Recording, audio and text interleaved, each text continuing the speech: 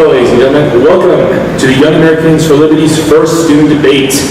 The Young Americans for Liberty is a nonpartisan organization that advocates for free markets, individualism, limited foreign policy, and limited government. We have our meetings every Thursday, 12 p.m. to 2 p.m. in Rosa Parks, Room D. Tonight, we'll be debating these topics: reducing the debt, austerity, or stimulus, followed by free speech, hate speech, and censorship. The final debate will be as follows: incoming equality, solutions, and causes. Representing y'all for the first debate is Ryan Beeler. And representing the opposition is Tyler Summers. okay. Mr. Summers, please make your opening statements. I'd like to thank the Young Americans for Liberty and my debate partner for helping facilitate this. The question tonight is whether austerity or stimulus is a better way of paying down our national debt. This is a technical question, not a moral one. The two goals, to reduce the deficit and to help the economy, are not as closely intertwined as some might think. Public spending is, like it or not, a significant part of our economy. And by cutting public spending, you're necessarily going to reduce the amount of growth, not only through standard economic indicators, but through the amount of money flowing through the very real economy itself. The general argument presented against this notion is that when the government spends money, it crowds out investment that otherwise would have occurred. We have a lot of issues in our structural and the things that the government provides, whether it be infrastructure or education, and we have very low effective tax rates at the highest levels, and we are essentially trusting that those with significant resources will put the investment where it's needed, and the continuing deficit in infrastructure and education, among other things, shows that it's not happening the way that we would like it to. So how do we get to our debt burden? Well, when President Bush took office in 2000, debt to GDP was roughly 50%. Then through policies such as 2 tax cuts, 2 wars of choice, and the Medicare drug prescription benefit, we got up to about 64% of GDP by the beginning of 2008. From the beginning of 2008 to the second quarter of 2009, you saw a roughly 20% increase in debt to GDP. That's the Great Recession. And from the second quarter of 2009 to 2012, to the beginning of 2012, it hit roughly 100% of GDP, where it's been ever since. Well, how did that happen? Well, you've got a 30% reduction in terms of tax receipts because of the financial sector, which is immensely profitable even at such a low tax rate, implodes. You've got automatic transfers kicking in. You have bailout of the financial industry and of major car producers. And voila, 100% debt to GDP. So what caused the financial crisis? Basically, a shortage of government debt led to the pursuit of other assets in the repurchase market. The repurchasing market is what large corporations use to fund daily expenses. So instead of having a network of checking accounts or a fleet of armored trucks, they use highly safe assets traded at very low interest rates to have a fluid market. When you put more AAA mortgage instruments into the mix because of the shortage of government debt at the time, and then the mortgage instruments themselves were rated AAA, but it turns out, as we now know, that that wasn't the case, because the banks were highly leveraged, meaning that a small reduction in the value of their assets will lead to insolvency. When that happened, they couldn't lend anymore, and that's basically how the financial crisis started. America's response to this crisis has been fairly middle of the road. We've done some stimulus, some austerity, quantitative easing, and right now we're in an okay spot. I mean, if you say okay is an okay unemployment rate and most job growth in industries where the only comparative advantage we have is the fact that we haven't built good enough robots.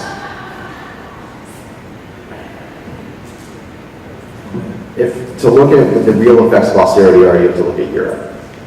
In the last 5 years, the European periphery, meaning Portugal, Ireland, Italy, Greece, and Spain, have lost roughly 30% of their GDP and an additional 25 million unemployed people.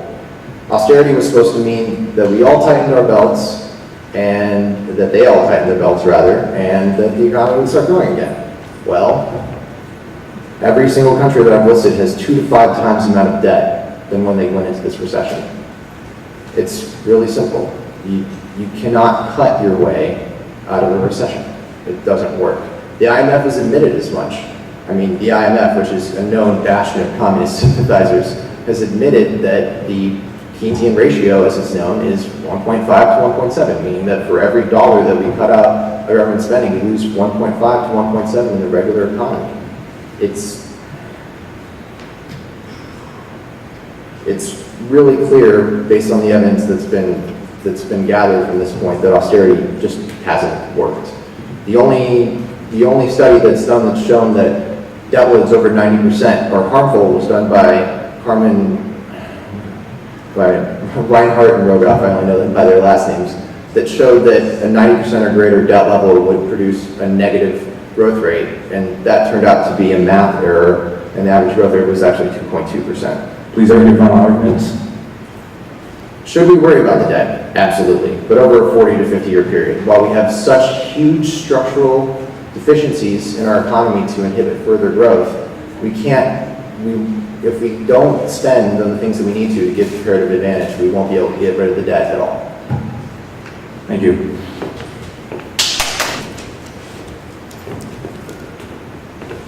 All right, thank you, ladies and gentlemen, for attending this debate. My name is Ryan, and I'm going to be arguing for austerity.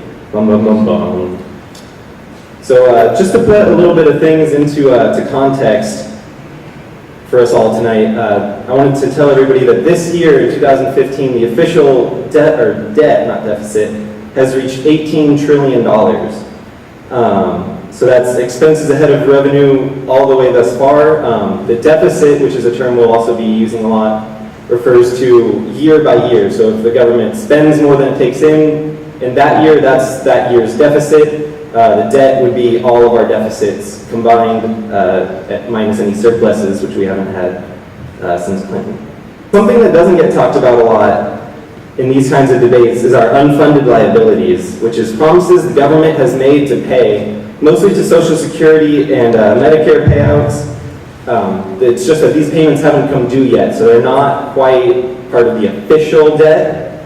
But conservative estimates by Vince Ginn of Forbes estimates that these unfunded liabilities can run about $127 trillion, which makes this problem a lot more urgent as these bills come due within the next few years, or 20 years possibly.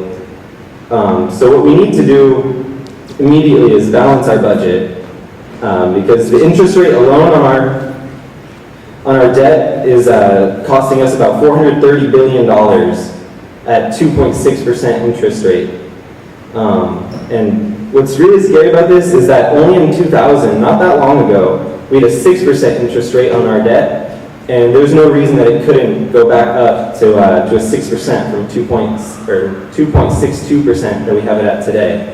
It would almost triple our interest payments, and it would cripple the amount of money that we're able to pay towards these kinds of these interest payments. It would cause most of our tax base, our tax revenue, to go towards just interest alone, and then we would have to pay more money or borrow more money to pay for the same amount of social services that we expect and we're comfortable with today. So if we start spending more on our interest payments, we're going to have to borrow more, and it's just going to create a terrible cycle until we eventually are forced to default because we're not able to pay even the interest payments. And this is probably a while from now, but there's no reason to put it off and make the recession that would come, whether by us voluntarily limiting our spending or increasing our revenues to pay off our $18 trillion, or the complete meltdown if we actually did default. So the question becomes then how to best balance our budget. The only two real ways are cutting spending and increasing revenue. So I recommend of course we cut spending, we cut defense, we end the drug war, we cut regulations on businesses on the federal level. We consolidate all of our welfare programs. So right now, if we cut our defense and our discretionary spending, so we have zero military spending, even just on our mandatory budget, which is our welfare and our interest payments, our tax revenue still won't be able to cover that. We still would have to pay for that. we would still have to borrow for that, excuse me. So it just tells me that we really need to find a way to save on welfare, but knowing that cutting spending is going to create some kind of economic downturn, it's going to put more people out of work, we really need to find a way to be able to help those that need it while still saving money. For that, I really recommend consolidating all of our welfare programs. So instead of having 7, 8, 20 billion different welfare programs, consolidate it all into one negative income tax. So as people are further away from some form of baseline, we pay them that money, because that's really all they need. They don't need unemployment benefit, or they need unemployment benefits. They don't need all these different departments to go to. If we can just consolidate it into one, it can save us a lot of money in bureaucracy. Another thing I recommend to increase our revenue is to lower the corporate income tax rate to a competitive level. So right now, we have a lot of corporations that are trying to leave the U.S. to places like Ireland that only have a 12.5% income or corporate income tax rate. Lower our income tax rate to get corporations to come back to the U.S. It wasn't that long ago that Burger King actually left, and it's estimated that they're going to save $1.2 billion in taxes. So that's why they made that switch to go to Canada last year. Please make your closing arguments. So it only makes sense to make it competitive so that we can get businesses to come back to the U.S. Another thing that we can do is close any kind of loopholes. So right now, Verizon and Apple, they currently pay zero corporate income tax, and that's just unrealistic. We need all these people to pitch in, or else we're all going to suffer. Thank you.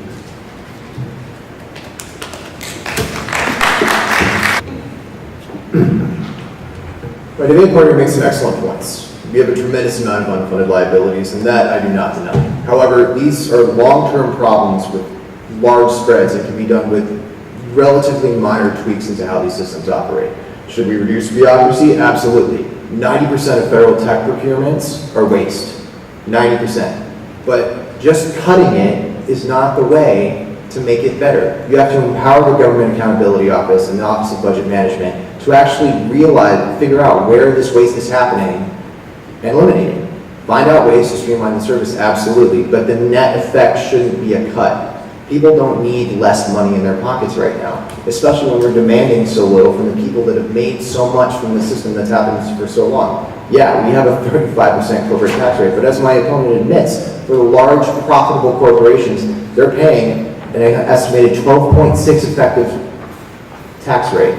12.6 or 13.5. It's right around Ireland's. So that, but for large corporations that can pay dozens of accountants to reduce their tax load to below the capital gains rate, we should do something about that. I mean, we're in agreement here. I'm not saying that everyone pays 12.6%. I'm saying that for the companies that can most afford to pay a high rate like that, which I don't believe they should, but the companies that can most afford to pay that aren't paying it. And that's a problem. And the 35% tax rate does hurt our competitiveness.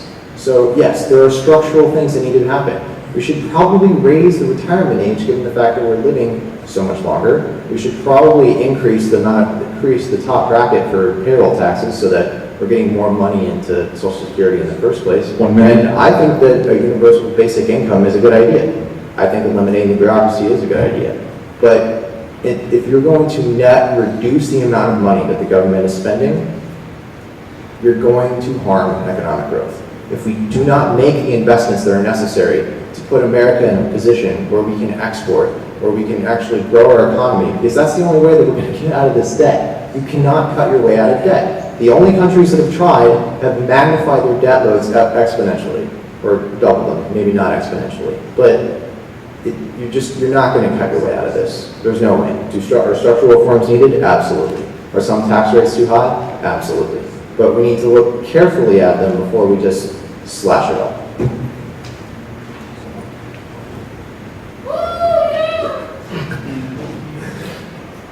All right, so let me see here. Let's see.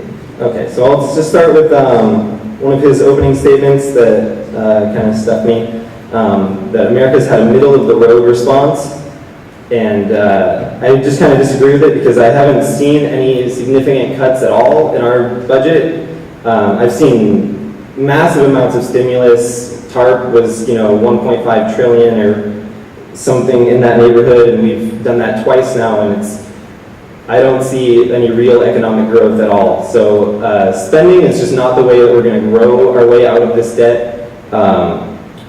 Cutting is a very necessary thing, because even if we do increase the corporate tax rate, even if we can pull in more revenue, we're still not going to make enough money to pay off all this debt or all of our deficits. It's not going to close that gap. So cutting is just going to be absolutely necessary. One of the things that this debate is going to be about is our austerity measures and what kind of austerity measures we're going to take. The IMF heavily recommends spending cuts on public services, so things like any trains, education. They want you to cut that, and then at the same time increase your tax rate. So at the same time that people are losing jobs, suffering immensely, they want you to pay more in taxes. And that primarily, from their website, is to demonstrate discipline to creditors. So you can see how it's mostly for the IMF's own benefit that they recommend these things to help countries get out of debt. What I recommend instead is an Austrian austerity of lower taxes, lower spending, and lower regulation. Allow the economy to grow itself out of its government's debts.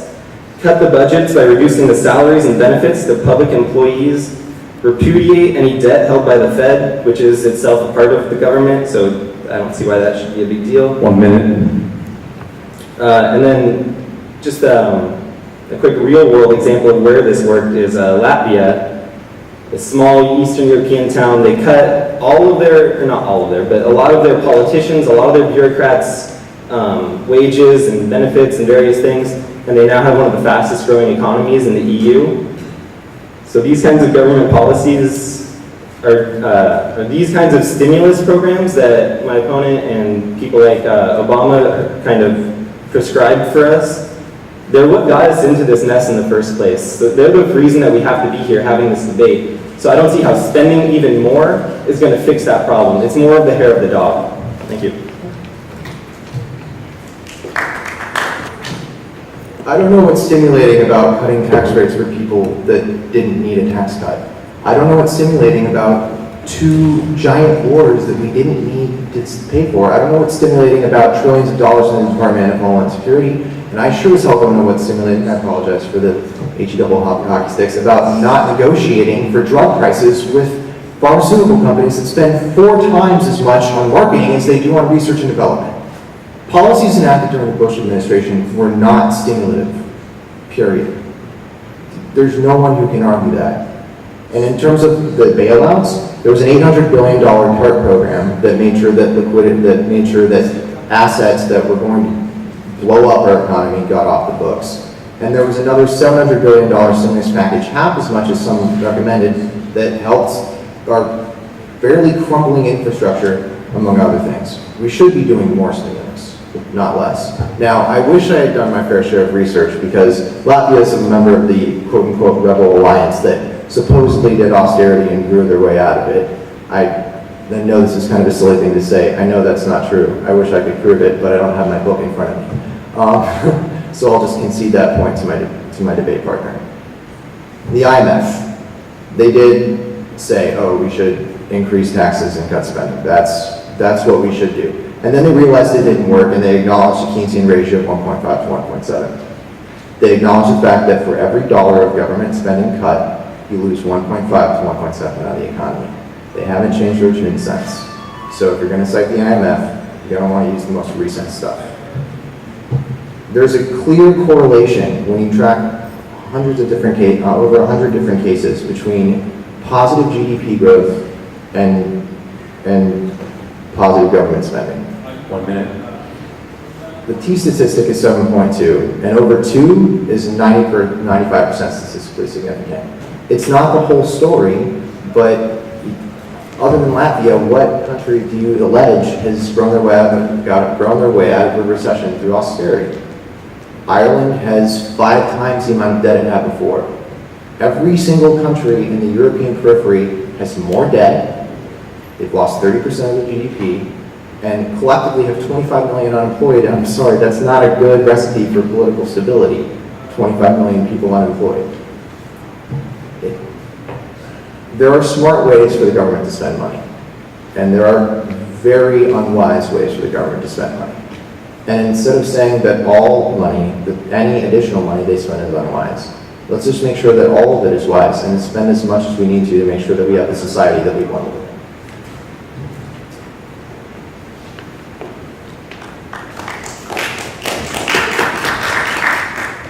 So when we talk about GDP, or gross domestic product, I want to just kind of make a point here. GDP is calculated as private production plus interest plus government spending. So when we increase government spending, we automatically increase our GDP just because that's part of the calculation of GDP. So it just makes no sense to really kind of promote spending as a way of increasing GDP because mathematically that's going to be so. But your argument says that if you cut government spending, you will eventually increase GDP.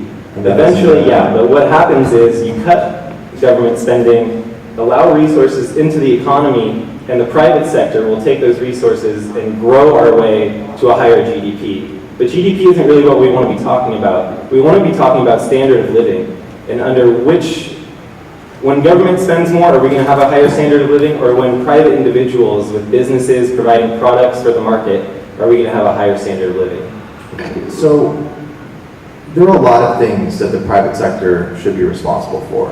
But when you talk about basic things like, I don't know, healthcare, there's a simple, okay, so you have the cost of doing the thing. You have the cost of the person there, you have the cost of the inputs necessary to get the required service. What the private sector adds is profit. There are certain services that, like healthcare, the United States spends more money per capita in public money on healthcare than any other country in the world. That's in public money. That doesn't include the fact that we're the only remaining Western industrial country that has a private healthcare system. The private sector does a lot of good. Incentives are incredible, but the incentive is not to reduce the amount of money you charge to the consumer. And for certain essential parts of our economy, we shouldn't be letting a profit motive into it. Does the government use that area to spend more than they should, like what I showed with the tech procurement budget? Absolutely. But that leaves us the impetus on government agencies like the GAO and the LMP to make sure that cost overruns aren't more significant than they need to be to provide the service. 1 minute. And I'm just not going to trust bureaucrats to know how much things cost or how much things should cost. A private business is going to know what an x-ray costs more than someone who's far removed from that x-ray machine. It just doesn't make any sense to trust a bureaucrat in Washington with our entire healthcare industry. We are one of the only nations who still has a private, or not private, but a for-profit hospital system, healthcare system.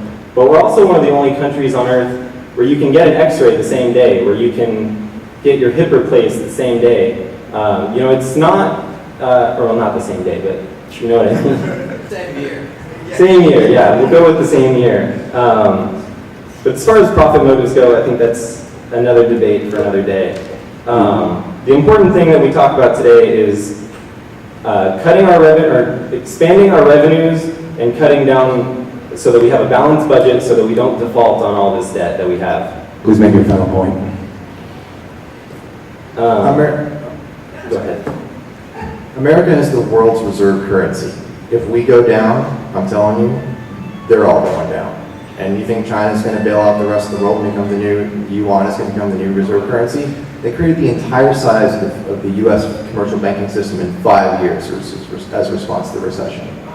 No one's replacing us. If we go down, the rest of us goes down. Now, I'm not saying that should let us play wild and pretty with our money like we have infinite amount to spend, but realistically, the proposed faults that would happen if we continue spending money at our current rate are not for the long term. And if we make structural changes now, all of these $120 trillion in unfunded liabilities can be resolved. When you start stimulating the economy kind of becomes, I don't really want to say dependent, but in a way it does. It becomes dependent on that stimulus money in the economy in order to keep functioning. So the economy is really only going to keep growing as long as the government keeps on spending that money. So once the government stops spending that money, we're going to immediately sink into a recession. It just leads to a bubble economy, and it can only burst. There's no upside for it. It might benefit us in the short term, but it's just not going to be reasonable in the long term. I'm not saying that the government should buy more widgets. I'm saying they should teach people how to make better widgets. You should allow the government to have the resources to allow America to have a comparative advantage again in the global economy so that we can eventually grow our way out of this recession. We're a service-based economy at this point. We have very little. The only real industries that we have that we're exporting have very low labor footprints. We need to come up with ways, such as developing renewable energy technology that's better than anywhere else in the world, to export American goods and services at a greater rate than we are now. 1 minute. The way to gain a comparative advantage in terms of a business is definitely going to be to cut regulation, which right now the government spends about $55.4 billion enforcing these various regulations, and then businesses spend about $1.75 trillion adhering to these regulations, which is about 12% of our GDP. So if we can just cut down on these regulations and allow businesses to do what they do, we will become have a comparative advantage again, and we will grow our way out of debt, out of this need for stimulus in order just to keep unemployment down at 6%, in order to keep our labor participation rate at about 66% or whatever it is right now. Business's goal is to pursue profit. It's plain and simple, and frankly, it's how it should be. Regulations are what we do to ensure that the pursuit of that profit doesn't provide greater negative harm to the public good. Are there regulations that are bad? Absolutely. Do you want to have a bipartisan blue ribbon, shine up the pig commission in order to figure out what regulations are doing poorly? Absolutely. But just eliminating regulation and saying that'll boost growth, what about the additional effects to the health and the environment that would come as a result? You have to be really smart when you think about what regulations are you going to cut. And most of the arguments I've heard from people that want to cut regulation are really like, let's eliminate federal departments, even though I don't know exactly which ones I want to cut. All right, so I want to cut the education department because the federal government has no place in telling the states what to do with their education budgets. So I want to cut the transportation industry because right now, if I want to open up a trucking company and truck things from here to LA, I have to go to the state and buy the right to send my trucks to and from LA. So these are the kinds of regulations that I'm talking about. Obviously, I'm not talking about the regulations that stop people from, or that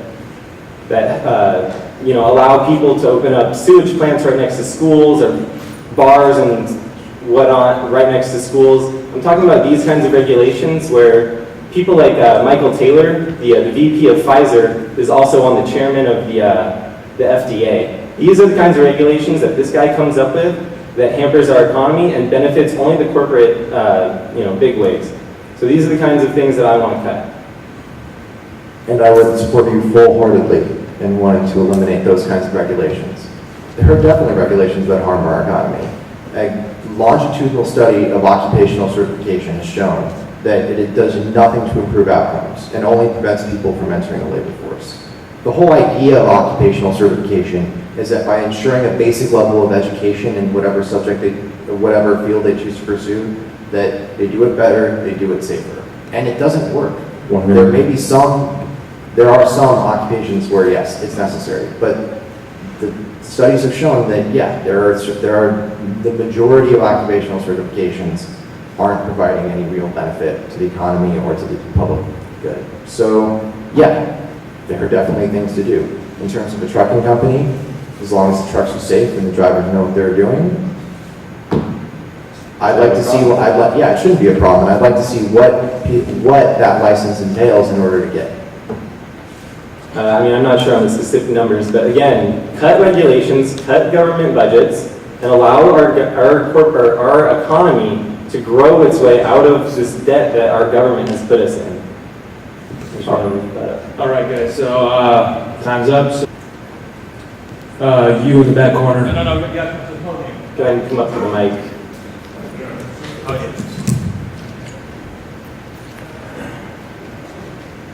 So I've heard a lot about spending more money and spending less money, but when the money is gone, where do we get more money from? Doesn't that compound the problem of debt ratio to GDP? So financing debt with more debt is obviously a bad idea. Ideally, we would raise revenue so that we're not doing that, essentially. We would find a way to eliminate waste, increase revenue to ways that wouldn't hamper economic growth, and find ways to both invest in the sector, invest in the areas that are going to facilitate long-term economic growth. And yeah. I forgot the last part of what I was going to say. Go ahead. I am wondering whether the gentleman in favor of the stimulus would address the fact that we are having an incredible amount of problem servicing the debt that we have now. Therefore, the more services you have, the more interest you have, at some point, the feathers are going to hit the fan. It's not going to be my time because I'm old, but it's going to be your time. And do you agree with that? Do you agree that at some point this needs to end? At some point, yes, we should pay down the debt over about 40 or 50 years. It's really too big of a problem to try to slash our way to any short of a time scale than that. Yes, it's If we possible. need to pay the debt down in 50 years, shouldn't we balance the budget as soon as possible so that we can pay the principal on what debt we have now, as opposed to allowing the debt to increase, which means more principal that we have to pay back though? Well, I mean, ideally, we would balance our budget now so that we're not financing our interest the interest on the debt with more debt. But at current growth rates, we're not going to grow our way out of, current growth rates and inflation rates, we're not going to grow ourselves out of it. We need to find a way to grow our economy to the point and provide enough inflation so that the debt gets reduced overall and that we have the tax receipts to pay it off long term. Balancing the budget now at current growth rates, I just don't, I would have to do the math, but I don't think that it's going to pay it off over that time scale.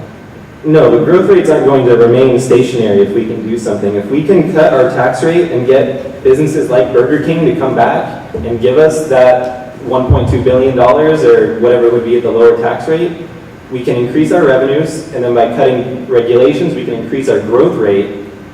And then just by cutting other, federal budgets, like the education department, the Department of Transportation, the energy department, things like that, we can just have less that the government has to pay off in general, or the less that they have to spend with that increased revenue. So balancing the budget and paying just the $18 trillion is just the quickest and least painful way to get out of this. I think you stole the words out of my mouth. I was going to ask about with globalization and increasing amount of jobs being sent overseas, what do you think that just bringing jobs back home would, create, make the United States more apt to be able to pay off said debt? I don't think necessarily it's about getting the jobs back home, because that would entail just a lot of other things, like eliminating minimum wage laws and all these other things that I don't think we should really be concerned about in the context of this debate. But go on. So for what interest would somebody who owns a business, if minimum wage laws did not exist, pay their workers a living wage then? When we look back at the 60s, when there were a massive amount of businesses, there were 2.6 million, corporations. We had a more equal income between the top quartile and the bottom quartile.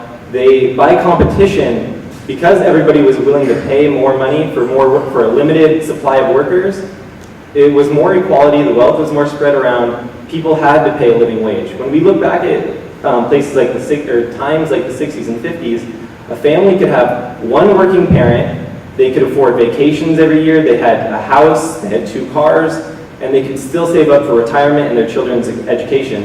When we look at today, when we have 1.6 million corporations, 1 million fewer than in the 1980s, that's just not possible. I mean, most people have two working parents in the household, and they're struggling to save up for college and for retirement. So, I mean, that's just how they do it, competition. So you mentioned the decrease in the amount of corporations. Isn't that attributed to like a monopoly on different like fields? In a way, yeah, because when a corporation gets too big, it'll start joining with the government. They'll kind of use the government, they'll lobby the government to increase regulations on their own industry so that it suppresses the small businesses and it allows them to expand their market share. So it eliminates competition kind of counterintuitively. The term he's looking for is regulatory capture. Thank you. Yes, we were doing very well in the 50s and 60s. We also had significant comparative advantages. We blown up every other industrialized country, so guess who's making the stuff now?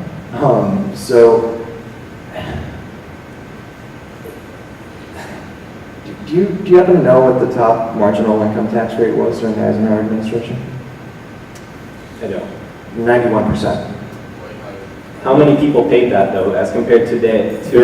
Very few paid it. So today we have a lot more people paying the effective rate was a lot lower, though. They had the same problem that we did now. Yeah. They set the tax rate too high. It was still collecting a lot of revenue because, I mean, you can't effective it down to 15 like the effective rate is now for very large money interest, but it was overcompensation. So what do? You eliminate those loopholes, and it's painful, but I mean, we spend $4 billion a year paying subsidies to the most profitable industry in the history of the world. So there are ways to work both sides of the coin. Do I think that a low margin business should be paying 35% income taxes? No, that's ridiculous. Of course, a mom and pop shop shouldn't be paying 35%. But the system shouldn't allow a large corporation to pay an effective tax rate of 13%, and large investors shouldn't be paying a 15% marginal rate no matter how much money they make. So I got a question for Tyler. You say that we need to increase taxes to increase revenue. Ryan makes the case that when you cut taxes, you actually increase revenue. A good example of this is when President Clinton lowered the capital gains rate from 28% to 20% in 1997. It was estimated that the revenue would fall $54 billion the year after, and the projected revenue would be under $209 billion over 4 years. Instead, revenue from the capital gains rose $372 billion over the next 4 years. Over what period? 1997. 1997 through the dot-com bubble? Probably, but also when President Bush lowered taxes in 2001 and 2003, the Congressional Budget Office predicted that the revenue would fall to $20 billion, but they underestimated receipts by $13 billion in 2013 and $147 billion in 2007. This is according to the Wall Street Journal. And also the New York Times, in an article in 2006 titled "Surprising Jump in Tax Revenues Curb U.S. Debt." So the New York Times admitted that revenue increased. Bush lowered taxes. Actually, when he lowered taxes, the tax revenue was higher than any period during the Clinton years. So what would you say about that? Well, we were going through the middle of a growing economy, so it definitely is possible for tax receipts to increase even as the rate is decreased. In terms of long-term academic studies as to the relationship between tax rates and government spending to economic growth, honestly, it's not a simple relationship, but there's no, it's complicated, but there is no simple relationship. Studies have been done. There is no real relationship, at least that's readily apparent, between the amount of money the government spends or the amount of money the government takes in and economic growth. You can't say definitively one way or the other that it helps or that it doesn't. Well, That's from The Evolution of Modern States by Sven Steinmo. He's a political economist from Europe, by the way. Just say something about taxes. Do you think that maybe Nikkei, that this like raise in tax revenue when taxes were lowered was because the corporations actually paid their taxes rather than taking breaks? Yeah, a lot of people complain about loopholes and various things like that, but we actually had more loopholes back in the day, whenever the day was. So a lot of loopholes have actually closed, and so corporations, it's getting a little harder for them. So there's the stated rate of like 35% or whatever it is, and then there's the effective rate, which is after deductions and all that, which generally runs around 25%, depending on the industry and depending on other things. Ryan, I know you're one for the austerity thing, and I don't trust anything my government tells me. Not a thing. But I don't trust corporations either. Now, as far as going for austerity, how far would you be willing to go? Would you go for something like abolishing the IRS and the Fed? Abolishing the income tax in general, I think is a good long-term plan, but with $18 trillion that we owe, I just don't think it's a feasible thing if we want to remain a solvent nation. But abolishing the income tax and the payroll tax and all these other things, they're very great ideals, and I think it's what we should strive for in the long run. But right now, I just don't see that happening. Okay, we shouldn't do it tomorrow, is what I'm saying. Thank you both for your arguments.